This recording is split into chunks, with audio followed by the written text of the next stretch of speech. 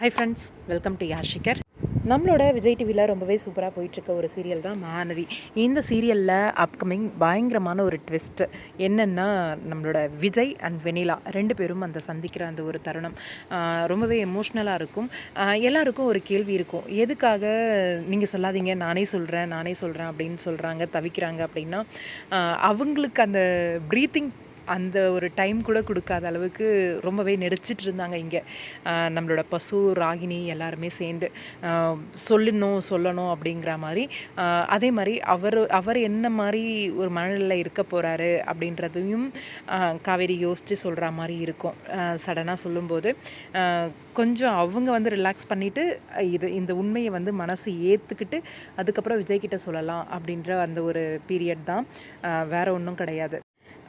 Promo special என்னவா இருக்கும் அப்படின்னு சொல்லி நிறைய பேர் வந்து கேட்டுட்ருக்கீங்க. எஸ், ப்ரமோ ஸ்பெஷல் என்னவா இருக்கும் அப்படின்னா, எனக்கு தெரிஞ்ச வரைக்கும் விஜய் வெண்ணிலா 2 பேரும் சந்திக்கிற அந்த ஒரு தருணம் வந்து ப்ரமோ ஸ்பெஷலாக இருக்கும் அப்படின்னு நினைக்கிறேன். ஏன்னா ரொம்ப நாளுக்கு அப்புறம் சந்திக்கிறாங்க.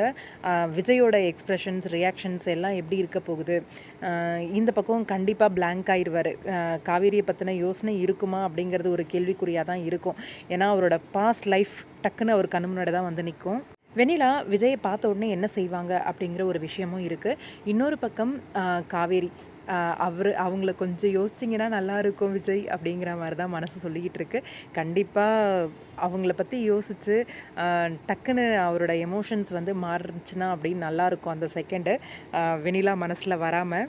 ஆனால் ரொம்ப டீப்பாக சின்சியராக லவ் பண்ணியிருக்காரு அப்படின்னு காட்டுறதுனால அவங்க அந்த ரூம்குள்ளே இருக்கும்போது கூட அந்த வைப் வந்து அவருக்கு ஃபீல் ஆச்சு அப்படின்னும் போது கொஞ்சம் பயமாக தான் இருக்குது எபிசோடு.